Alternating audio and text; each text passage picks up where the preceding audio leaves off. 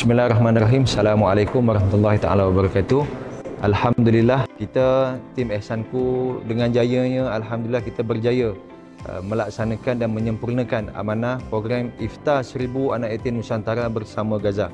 Hari ini Ihsanku, sebahagian tim Ihsanku, kita berada di Bumi Patani, selatan Thailand. Kita sudah berada selama 2 hari yang lalu bagi menyempurnakan, menyiapkan program ini dengan jayanya pada hari ini. Dan kita mengucapkan jutaan terima kasih kepada semua rakan strategi kita dan tuan rumah kita, khususnya Majlis Agama Islam Patani. Juga tak lupa juga kepada Humam Relief yang membantu kita menaja pada program hari ini, iaitu menaja iftar untuk anak-anak yatim di sini.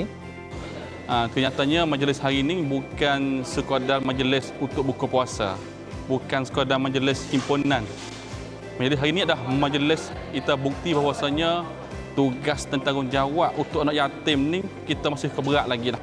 Alhamdulillah, hari yang mulia ini saya berharap dan juga berbangga bersama dengan orang-orang Patani dan warga Nusantara, Malaysia, Indonesia, Singapura dan yang lain, khususnya di Gaza. Kita bersama untuk bantukan anak yatim. Untuk memperkuat, memperkasakan ikatan dan juga bantuan anak yatim ini bukan sekelompok.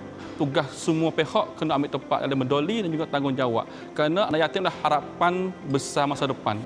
Dan juga kalian ini saya hantarkan suara kepada 4 wilayah Patani, Jala, Narathiwat dan Stul, Selatan Thai. Kita bersama bantulah anak-anak yatim untuk anak yatim tempatan dan anak-anak yatim di luar negara, insya-Allah. Wa faudi amri inallah innallaha basirun bil ibad. Wassalamualaikum warahmatullahi wabarakatuh.